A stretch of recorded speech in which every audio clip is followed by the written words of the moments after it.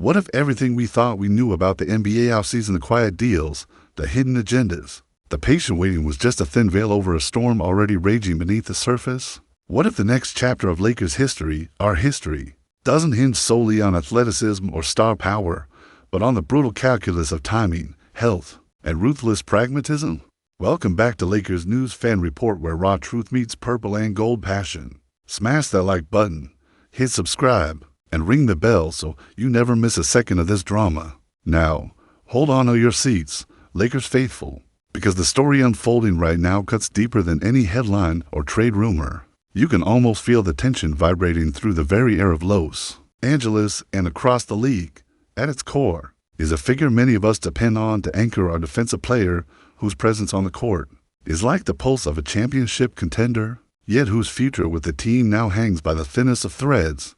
Jared Vanderbilt, the defensive disruptor, the versatile defender who switches on a dime, who can chase down passing lanes and change entire lineups with his energy and grit. When he's locked in, when his body permits, Vanderbilt is the glue, a quiet force holding this Lakers squad's defense together in a way that even LeBron's magic and AD's dominance can't replicate.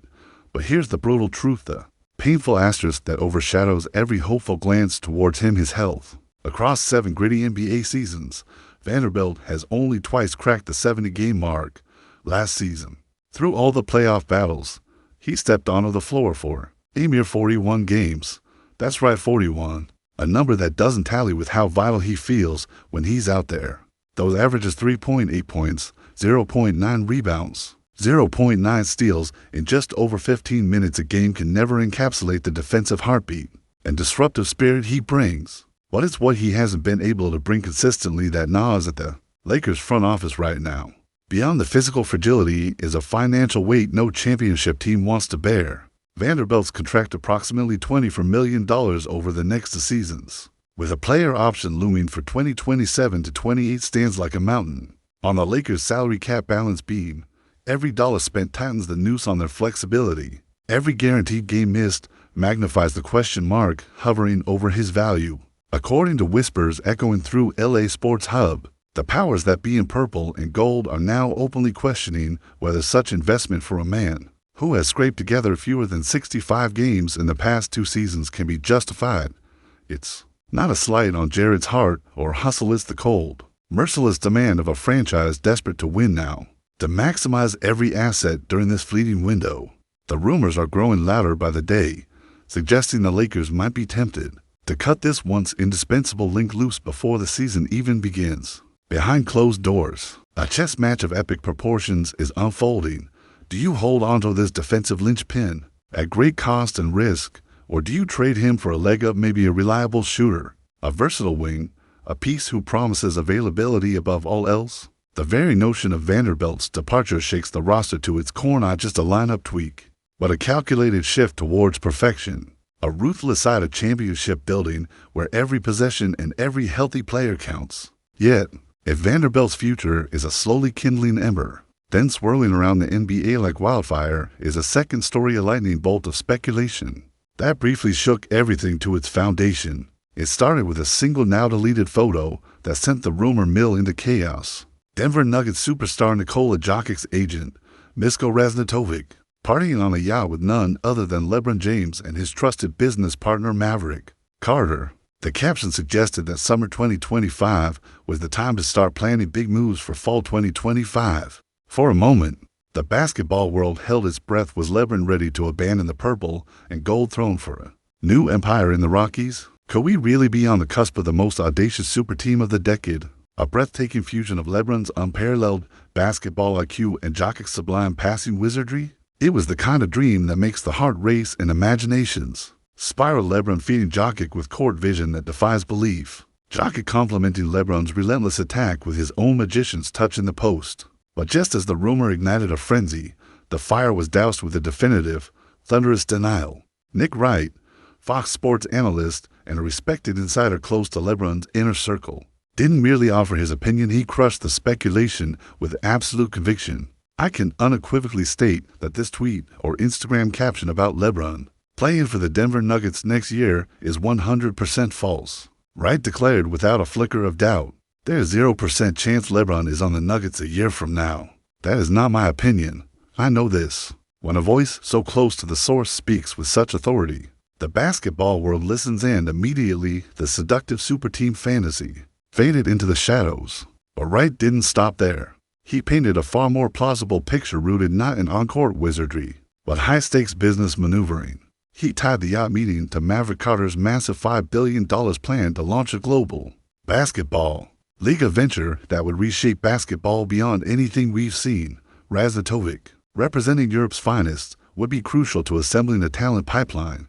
Suddenly, the mysterious gathering made sense, not a secret NBA alliance, but a visionary business summit poised to alter the international basketball landscape forever. It was a cold splash of reality amidst the fevered dreams of fans. Craving another LeBron-led revolution, the purple and gold have not been abandoned. LeBron is not riding off into the Denver sunset, at least not yet.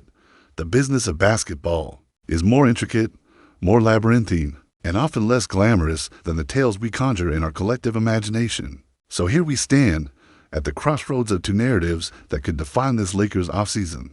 On one side, the anguished contemplation over Jared Vanderbilt's future, a painful calculus between health, contract, and team ambition that could uproot one of the team's fiercest defenders in pursuit of immediate title glory. On the other, the meteoric rise and crushing fall of a jaw-dropping rumor that momentarily swept the globe, but was shattered by an insider's resolute clarity. As a lifelong Lakers fan, I can't help but feel that these stories reveal something deeper about this team's fragile heartbeat. How every decision feels like a moment on the razor's edge between redemption and ruin. The stakes have never felt higher. The stakes have never felt more uncertain. So, Lakers Nation, I have to ask you, are we witnessing the beginning of a brave new empire, built on hard choices and relentless drive? Or are these tremors the first cracks in a foundation that once seemed unshakable? Drop your take in the comments. I'll be reading everyone. Listen up, Lakers diehards. This isn't some casual offseason idle chatter. This is the pulse of purple and gold fandom squeezing through the veins of every true believer. Who's ever felt that devastating sting of a lost finals, the roaring glory of a Showtime fast break, or the soul-crushing empty seats that followed title runs long gone by? Because right here, right now, we're not just talking basketball. This is about identity, legacy, and what it means to carry the Lakers banner through the eye of storms that have broken legends and forged dynasties alike. When you peel back every calculated move, it all circles back to one relentless question. What will this Lakers team, and more importantly, this Lakers legacy look like when the dust settles? Jared Vanderbilt's future might seem like a piece on a chessboard, but it's also a symbol of Lakers' gritty DNA, of that warrior spirit that got us through the late South grit and grind, and the 2020 bubble, where we defied the odds not with flash and finesse alone, but with guts and sacrifice. Losing him, trading him away, it's not just a technical move, it's a seismic shift that shakes the foundation of what this roster feels like, because if we lose Vanderbilt's relentless energy, that suffocating defense that frustrates even the league's most dazzling scorers, what do we become? Are we morphing into the sleek, silky offense-first squad that can't close out games, that cracks under playoff pressure? We remember that season, the 2018-19 heartbreak, when flashes of brilliance gave way to playoff heartbreak, and suddenly, defense was the elephant in the room.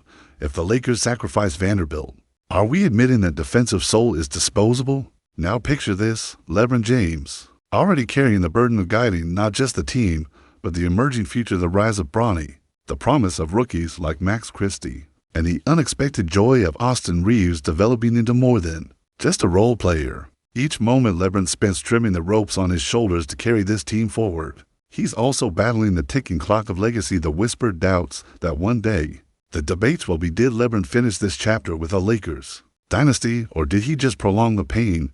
Anthony Davis, the unrivaled centerpiece, is battling his own physical demons. He's the cornerstone architect of Lakers greatness, and yet every ankle tweak, every wrist strain, and every minute lost increases the pressure to do more, be more. What if we lean too heavily on AD and he breaks?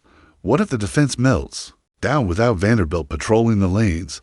Then there's Jeannie Buss, still the queen of the hill, a figure who embodies Lakers tradition, but now facing a front office landscape warped by billionaires and outsiders thirsting for power, hungry to remake the Lakers in their own image. Imagine someone stepping into that culture, bringing corporate coldness, shaking up decades of purple and gold reverence with ruthless business calculus. That doesn't care about banners, just balance sheets. That tension between old-school Lakers, soul, and the new age basketball monarchy could rip the franchise apart, or launch us into an era of unthinkable dominance. History warns us the Lakers of the 80s didn't just win because Magic danced. They won because the soul of Showtime pulsed through every pass, every alley-oop, every cheer from the Garden crowd.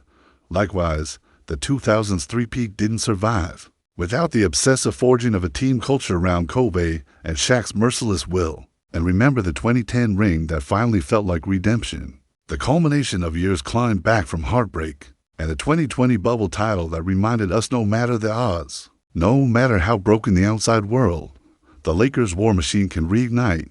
But those nuggets of history are double-edged swords. They remind us that greatness is fleeting. That glory can vanish with the wrong call, with the wrong injury, or a single moment of hubris. On the Western Conference chessboard, the stakes couldn't be higher. Warriors still loom large Golden State with their blend of lethal shooting and championship experience, eyeing every misstep from the purple and gold like vultures circling a wounded beast. Denver, freshly fueled by a fired-up Jokic and Michael Porter Jr., senses opportunity to keep their throne or maybe shake off whispers that they're vulnerable. Without Jamal Murray's full return, the Suns and Clippers, each desperate for a chance to rewrite their narratives, are waiting in the wings ready to pounce if the Lakers falter, if the cohesion cracks under pressure. Now imagine if the Lakers sacrifice Vanderbilt, that steadying presence, only to see the offense sputter, to watch LeBron and AD lean all the harder against an unrelenting West gauntlet.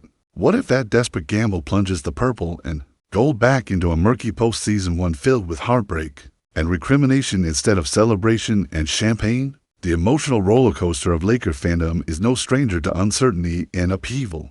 But this moment feels different, more raw, more immediate.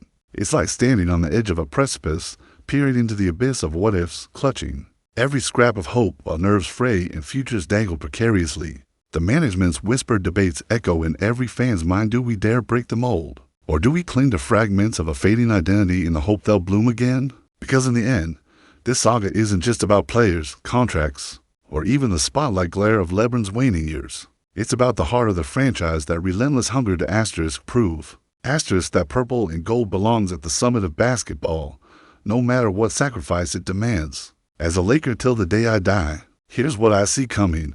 A war not just on hardwood, but in boardrooms. An epic clash between tradition and transformation, between loyalty and unflinching ruthlessness. The pieces are in motion, the stakes monumental, and the outcome?